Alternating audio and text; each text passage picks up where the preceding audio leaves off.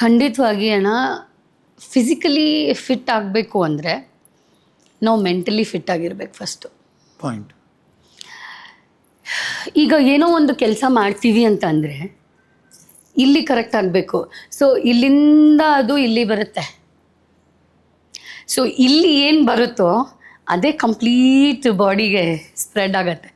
ಇದು ನನಗೆ ಅಪ್ಪ ಹೇಳ್ಕೊಟ್ಟಿದ್ದು ಒಂದು ವಿಚಾರ ನನಗೆ. ಈಗಲ್ಲ, ಆಗಲೇ ನಾನು 8th 9th ಇದ್ನಲ್ಲ, ಆಗಲೇ ತುಂಬ ತಲೆಗೆ ತುಂಬ್ತಾಯಿದ್ರು ಅಪ್ಪ ಆಗಲಿ, ಅಜ್ಜಿ ಆಗಲಿ, ಅಮ್ಮ ಆಗಲಿ. ಸೊ ಈ ಥರ ಒಂದು ಚಿಕ್ಕ ಚಿಕ್ಕ ವಿಚಾರಗಳೆಲ್ಲ ನನಗೆ ಹೇಳ್ತಾ ಹೋಗ್ತಾಯಿದ್ರು. ಸೊ ನಾನು ಅದೇ ರೀತಿಯಾಗಿ ಬಂದೆ. ನಾನು ಎಲ್ಲೂ ಕುಗ್ಲಿಲ್ಲ. ನಾನು ಆ್ಯಕ್ಚುಲಿ ಅಪ್ಪ ತೀರ್ಕೊಂಬಿಟ್ರು ಅಂತ ನಾನು ಕುಗ್ಗಕ್ಕೆ ಹೋಗಲಿಲ್ಲ. ಅಯ್ಯೋ ನನ್ನ ಕೈಯಲ್ಲಿ ಏನೂ ಮಾಡೋಕ್ಕಾಗಲ್ಲ ಅಂತ ನಾನು ಕುಗ್ಲಿಲ್ಲ. ಎಸ್, ನಾನು ಖಂಡಿತ ಮಾಡ್ತೀನಿ, ಏನಕ್ಕಾಗಲ್ಲ, ನಾನಿದ್ದೀನಿ, ನನ್ನ ಫ್ಯಾಮಿಲಿಗೆ ನನ್ನ ಅಪ್ಪನ ಸ್ಥಾನದಲ್ಲಿ ನಾನು ನಿಂತ್ಕೊತೀನಿ ಅಂತ ಐ ಡಿಡ್ ಇಟ್.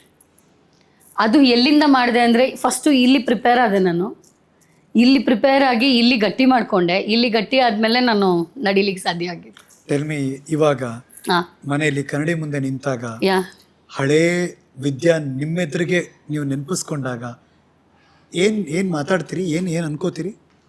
ನಾನು ಕನ್ನಡಿ ಮುಂದೆ ನಿಂತ್ಕೊಂಡು ಮಾತಾಡೋದಿಲ್ಲ ಅಣ್ಣ. ನಾನು ಏನಂದರೆ, ಒಂದು ಅಮ್ಮ ಇರೋವರೆಗೂ ಬಹಳ ಚೆನ್ನಾಗಿದ್ದೆ ನಾನು. ಆ್ಯಕ್ಚುಲಿ ನನಗೆ ಆಕೆನೇ ಎಲ್ಲ ಆಗಿದ್ಲು. ಲೈಕ್ ಒಂದು ಸ್ತಂಭ. She was a pillar to me.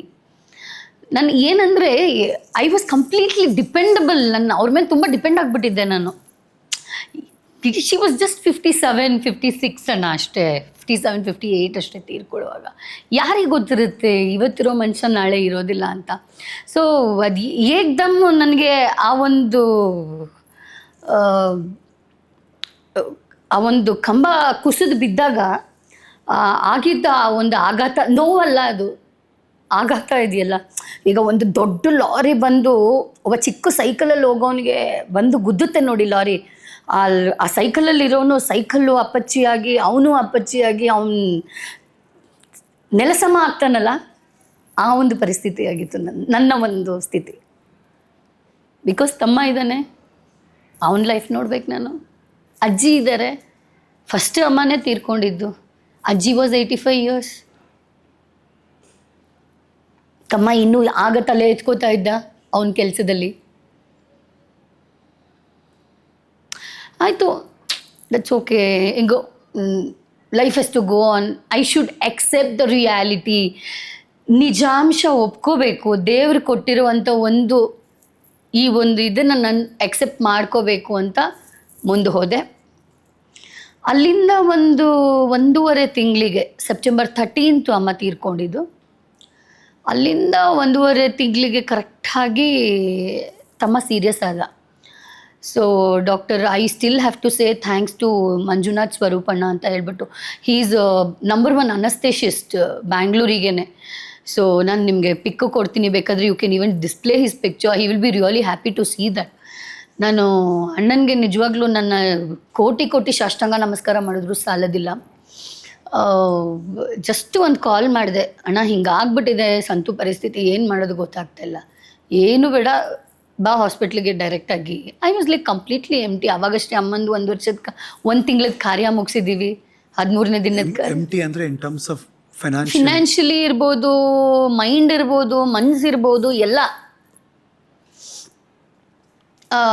So ಸರಿ ಅಂದ್ಬಿಟ್ಟು ಹೋದ್ವಿ. ಯು ಡೋಂಟ್ ವರಿ ಪುಟ್ಟ, ಐ ಹ್ಯಾಂಡಲ್ ಅಂತ ಹೇಳಿದ್ರು ಸ್ವರೂಪಣ್ಣ. ಏನಾಗಿತ್ತು ತಮ್ಮನಿಗೆ? ಅವನಿಗೆ ಗಾಲ್ ಬ್ಲಾಡರಲ್ಲಿ ಸ್ಟೋನ್ ಆಗಿತ್ತು. 19.9 mm ಆಗಿಬಿಟ್ಟಿತ್ತು ಸ್ಟೋನ್. ಅದು ಇನ್ನು ಒಂದು ಇಷ್ಟು ಬಂದಿದ್ರೆ ಬಸ್ಟ್ ಆಗಿಬಿಟ್ಟಿರೋದು ಹೊಟ್ಟೆಲಿ. ಇವನು ಉಳಿಯೋಕ್ಕೆ ಚಾನ್ಸೇ ಇಲ್ಲ ಅಂತ ಹೇಳಿ. ಅಫ್ಕೋರ್ಸ್ ನಾನು ಅದೇ ಹೇಳ್ತಾ ಇರೋದು, ನನಗೆ ಅವರೇ ದೇವರಾದರು ಅವಾಗ ಅಂತ. ಅವ್ರು ನನಗೆ ಹೇಳ್ದಿರೇ ಆಪ್ರೇಷನ್ ಮಾಡಿದ್ದು ಅಣ್ಣ. ಮಾರನೇ ದಿನ ಒಂದು 9 o'clock ಸ್ಟಾರ್ಟ್ ಮಾಡೋಣ ನಮ್ಮ ಆಪ್ರೇಷನ್. ನಾನು ಎಲ್ಲಿ ಭಯ ಬೀಳ್ತೀನೋ ಅಂತ ಹೇಳಿಬಿಟ್ಟು ಅರ್ಲಿ ಮಾರ್ನಿಂಗ್ 4:15 ಕರ್ಕೊಂಡೋಗಿ ಅವನಿಗೆ ಸರ್ಜರಿ ಮುಗಿಸಿದ್ದಾರೆ. 6 o'clock ನಾನು ಎದ್ದಿದ್ದೀನಿ. 9 ಗಂಟೆ ಅಲ್ವಾ ಸರ್ಜರಿ, ಹೋಗೋಣ ಅಂತ ಹೇಳಿಬಿಟ್ಟು ರೆಡಿಯಾಗಿದ್ದೀನಿ. 7-7:30 ಸರ್ಜರಿ ಆಯಿತು ಅಂತ ಅವ್ನ ಫ್ರೆಂಡ್ ಫೋನ್ ಮಾಡ್ತಿದ್ದಾನೆ. ಏನು ಇಷ್ಟು ಬೇಗ ಆಗೋಯ್ತಾ? 4:15 ಕರ್ಕೊಂಡೋದ್ರು ಅಕ್ಕ ಸರ್ಜರಿಗೆ ಅಂತ. ಎದ್ದು ಬೀಳ ಓಡೋದ್ರೆ he's fine. So he is supportive for you now. Supportive ಅನ್ನೋದಕ್ಕಿಂತ ಅದು ತುಂಬ ಚಿಕ್ಕ ಪದ ಅಣ್ಣ ಆ್ಯಕ್ಚುಲಿ. ಸಪೋರ್ಟಿವ್ ಅನ್ನೋದಕ್ಕಿಂತ ಐ ಕ್ಯಾನ್ ಸೇ ದಟ್ ಅವನೇ ನನಗೆ ಅಪ್ಪ. ಅವನ್ನ ನೋಡಿದ್ರೆ ನಮ್ಮ ಅಪ್ಪನ ನೋಡೋದೇ ಬೇಡ. ಈಸ್ ಜಸ್ಟ್ ಈ ಅಪ್ಪನ ಜೆರಾಕ್ಸ್ ಮಿಷಿನ್ ಒಳಗೆ ಹಾಕಿದ್ರೆ ಸಂತು ಅಲ್ಲಿ ಕಮೌಟ್ ನನ್ನ ತಮ್ಮ ಆಚೆ ಬರ್ತಾನೆ. ಸೊ ಅದು ಆ ಥರ you know like I can say the antique piece ನನ್ನ ತಮ್ಮ ಅಂತ ಹೇಳ್ಬೋದು. ಐ ಕ್ಯಾನ್ ಸೇ ಗ್ರೇಟೆಸ್ಟ್ ಸಪೋರ್ಟ್ನ ಅವ್ನು ನನಗೆ. ಅಂದರೆ ನನಗೆ ಏನಾದರೂ ಒಂಚೂರು ಆಯಿತು ಅಂದರೆ ನನ್ನ ಮುಂದೆ ತೋರಿಸ್ಕೊಳ್ಳಲ್ಲ ಅನ್ನೋವನ್ನ, ಆಚೆ ಹೋಗಿ ತೋಡ್ಕೋತಾನೆ ಅನ್ನೋವನ್ನ. ಬಿಕಾಸ್ ಅವ್ನ ಫ್ರೆಂಡ್ಸ್ ಸಹ ಹೇಳಿದ್ದಾರೆ ನನಗೆ. ಹೌಸ್ ಯುವರ್ ಲೈಫ್ ಹೇಗಿತ್ತು ವಿದ್ಯಾ? ಒಂದು ಡೇ ಬೆಂಗಳೂರು ಅವರ ನೀವು? ನಾನು ಹುಟ್ಟಿ ಬೆಳೆದಿದ್ದೆಲ್ಲ ಬೆಂಗಳೂರೇ, ಓದಿದ್ದೆಲ್ಲ ಬೆಂಗಳೂರೇ. ನಾನು ಯಶವಂತಪುರಲ್ಲಿ ಚಂದ್ರೋದಯ ವಿದ್ಯಾಲಯ ಅಂದ್ಬಿಟ್ಟು school name. I still have to remember my principal. ಯಾಕಂದರೆ ಮಲ್ಲೇಗೌಡರು ಅಂತ ಹೇಳಿಬಿಟ್ಟು ಅವ್ರ ಮಗ ವೆಂಕಟೇಶ್ ಸರ್ ಅಂತ ಹೇಳ್ಬಿಟ್ಟು ನನ್ನ ಸ್ಕೂಲಿಗೆ ವೆಂಕಟೇಶ್ ಸರ್ ಇದ್ದಿದ್ದು. ಯು ಡೋಂಟ್ ಬಿಲೀವ್, ನನಗಾಗಲಿ ನನ್ನ ತಮ್ಮನಿಗಾಗಲಿ 3 years ಫ್ರೀ ಸ್ಕೂಲಿಂಗ್ ಕೊಟ್ಟಿದ್ದಾರೆ ನಮ್ಮ ತಂದೆ ತೀರ್ಕೊಂಡ್ಮೇಲೆ. ಬಟ್ ಯಾವ ಏಜಲ್ಲಿ ತಂದೆ ಕಳ್ಕೊಂಡಿದ್ದು ನೀವು ಹಾಗಾದ್ರೆ? I think so I was in 9th 10th. Okay, 14 ವರ್ಷ ಇರ್ಬೋದು. ಅಂದ್ರೆ ಇಂಡಸ್ಟ್ರಿಗೆ ಎಂಟ್ರಿ ಕೊಟ್ಟಿದ್ರಿ? ಅಪ್ಪನೂ ಇಂಡಸ್ಟ್ರಿಯಲ್ಲೇ ಇದ್ದಿದ್ದು. ಎಕ್ಸಾಕ್ಟ್ಲಿ. ಅಪ್ಪ ನಮ್ಮೆಲ್ಲರಿಗೂ ಹೇಳ್ಬಿಡಿ, ವಿದ್ಯಾ ವಿಜಯ್ ಅವ್ರು ಯಾರು? ವಿಜಯ್ ಕುಮಾರ್ ನನ್ನ ತಂದೆ. ಅದು ತುಂಬಾ ಜನಕ್ಕೆ ಕನ್ಫ್ಯೂಷನ್ ಇದೆ, ಹೂಸ್ ವಿಜಯ್ ಅಂತ ಹೇಳ್ಬಿಟ್ಟು. ಬಿಕಾಸ್ ಶ್ರೀ ವಿದ್ಯಾ ಸೌಂದರ್ಯ ಅಂತ ನೋಡ್ಬಿಟ್ಟು ವಿದ್ಯಾ ವಿಜಯ್ ಸಡನ್ ಆಗಿ ಹೇಗಾದ್ರು ಮದ್ವೆ ಆಗ್ಬಿಟ್ರ ಇವರು, ಯಾರದು ವಿಜಯ್? ನನಗೆ ಸುಮಾರು ಇನ್ಸ್ಟಾಗ್ರಾಮಲ್ಲಾಗಲಿ ಫೇಸ್ಬುಕ್ಕಲ್ಲಾಗಲಿ ಎಷ್ಟೊಂದು ಮೆಸೇಜ್ಗಳು ಬಂದಿದೆ. ನಾನು ಆ್ಯಕ್ಚುಲಿ ಅದಕ್ಕೆ ಯಾವುದಕ್ಕೂ ರಿಯಾಕ್ಟ್ ಮಾಡಿಲ್ಲ ನಾನು. ಯಾಕಂದರೆ ನಾನು ಈಗ ಒಂದು 2-3 yearsಯಿಂದ ಯಾವುದ್ರಲ್ಲೂ ಆ್ಯಕ್ಟಿವ್ ಇಲ್ಲ. FB ಅಲ್ಲಾಗಲಿ ಇನ್ಸ್ಟಾಲಾಗಲಿ ಆ್ಯಕ್ಟಿವ್ ಇಲ್ಲ. ಜಸ್ಟ್ ಹಂಗೆ ಜಸ್ಟ್ ಸ್ಪೀಕ್ ಮಾಡಿ ನೋಡಿಬಿಟ್ಟು ಐ ಜಸ್ಟ್ ಕಮ್ ಔಟ್, ಆ ಥರ ಇದ್ದೀನಿ ನಾನು. ಅಪ್ಪ ಏನು ಮಾಡ್ತಿದ್ರು ಇಂಡಸ್ಟ್ರಿ? ಅಪ್ಪ ಆ್ಯಕ್ಚುಲಿ ದ್ವಾರಕೀಶ್ ಅಂಕಲ್ ಕಂಪ್ನಿಯಲ್ಲಿ ಪ್ರೊಡಕ್ಷನ್ ಕಂಟ್ರೋಲರ್ ಆಗಿದ್ದರು. ಕನ್ನಡ ರಾಜು ಅಂಕಲ್ ಅಂತ ಇದ್ದರು, ಅವರು ನಮ್ಮ ಡ್ಯಾಡಿ ಎಲ್ಲ ಇದ್ದರು. ಸೊ ಇಂಡಸ್ಟ್ರಿ ಹೊಸದಲ್ಲ ನಿಮಗೆ? ಹಂಗೆ ಹೇಳೋಕ್ಕಾಗಲ್ಲ, ಬಟ್ ನನಗೂ ಹೊಸದ ಥರನೇ ಇತ್ತು. Because basically I was a classical dancer. Okay, ನನಗೆ ಆ್ಯಕ್ಟಿಂಗ್ ಏನು ಅಂತ ಕಷ್ಟ ಅನಿಸ್ಲಿಲ್ಲ ನನಗೆ.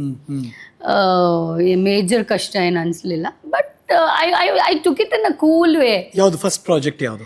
ನಾನು ಫಸ್ಟ್ ಮಾಡಿದ್ದು ಶ್ರೀ ಕೃಷ್ಣಲೀಲಾ ಅಂದ್ಬಿಟ್ಟು. It was a mythological cinema. Pandaribai ಮತ್ತು ರಾಮರಾವ್ ಅಂಕಲ್, ಪಂಡ್ರಿಬಾಯಿ ಅಮ್ಮ ರಾಮರಾವ್ ಅಂಕಲ್ ಪ್ರೊಡ್ಯೂಸ್ ಮಾಡಿದ್ದು. GV ಅಯ್ಯರ್ ಅವರು ಡೈರೆಕ್ಟ್ ಮಾಡಿದ್ದು. ಅಂದರೆ ಬಾಲನಟಿ ಎಲ್ಲ ಅದ್ರಲ್ಲಿ ಮೇಜರ್ ಕ್ಯಾರೆಕ್ಟರ್ ಮಾಡಿರೋದು ನಾನು. ಆ್ಯಕ್ಚುಲಿ ನಾನು ಮಾಡಿದ್ದು ಫಸ್ಟು ವಸುಂಧರ ಅಂತ ಒಂದು ಗೋಪಿಕಾ ಸ್ತ್ರೀ ಕ್ಯಾರೆಕ್ಟರ್ ಅದು. ಸೊ ಅದು ನನ್ನ ಅದ್ರಲ್ಲಿ ಆ್ಯಕ್ಚುಲಿ ಟು ಬಿ ಫ್ರ್ಯಾಂಕ್ ನಾನು ಹೇಳಬೇಕು, ಆ ಸಿನಿಮಾಲಿ ನಾನು ವರ್ಕ್ ಮಾಡಿದ್ದು ಎಲ್ಲ ದಿಗ್ಗಜರ ಜೊತೆಲೆ. ಯಾರ್ಯಾರಿದ್ರು? ನಂಬರ್ 1 ಪ್ರೊಡ್ಯೂಸರ್ ಪಂಡ್ರಿಬಾಯಿ ಅಮ್ಮ Ramarao uncle. Number 2 GV Iyer ಅವರು. And number 3 Gowrishankar uncle, Rakshita ಅವರ ಸಿನಿಮಾಟೋಗ್ರಾಫರ್. ಸುಮನ್ ನಗರ್ಕರ್ ಅಕ್ಕ ಇದ್ರು. And Marathi topest heroine Surekha ಅಂದ್ಬಿಟ್ಟು ಅವರಿದ್ರು. ಆಮೇಲೆ ಇವತ್ತು ಗಜೇಂದ್ರ ಚೌಹಾನ್ ಅಂದ್ಬಿಟ್ಟು MP ಅವರು, ಮಹಾರಾಷ್ಟ್ರಗೋ ಎಲ್ಲಿಗೋ ಅವರಿದ್ರು. ಆ್ಯಂಡ್ ಸಮೀರ್ ಅಂದ್ಬಿಟ್ಟು ಅವರಿದ್ರು. ಆಮೇಲೆ ಇದರಲ್ಲಿ ಮಹಾಭಾರತ ಅಲ್ಲಿ ಮತ್ತು ಇದರಲ್ಲೆಲ್ಲ ನಾರದ ಕ್ಯಾರೆಕ್ಟರ್ ಮಾಡಿದ್ರು.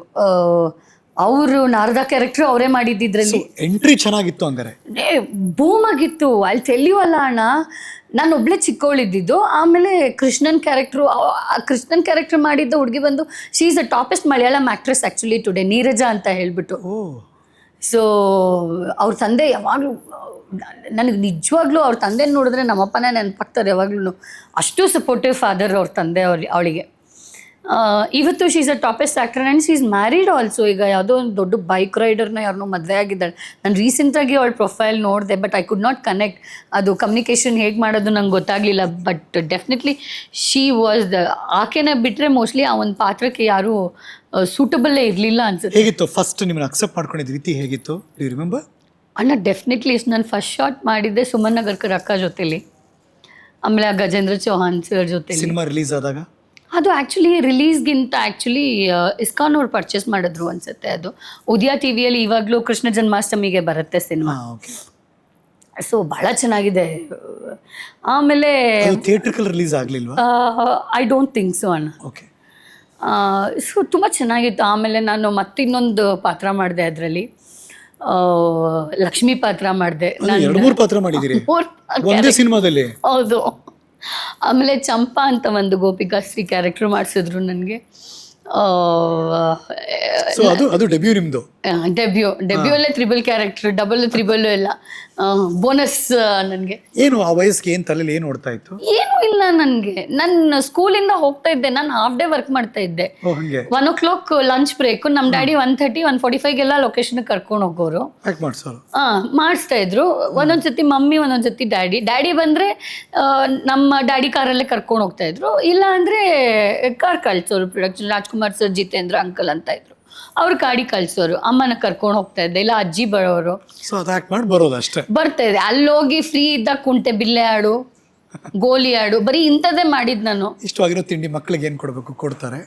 ತಿಂಡಿಗಳು ಅನ್ನೋದಕ್ಕಿಂತ ನನಗೆ ಆಟದ ಹುಚ್ಚು ಜಾಸ್ತಿ. ನನಗೆ I was very active in physical. ನನಗೆ ಶಟಲ್ ಕಾಕ್ ಆಡೋದು ಬಹಳ ಇಷ್ಟ ನನಗೆ.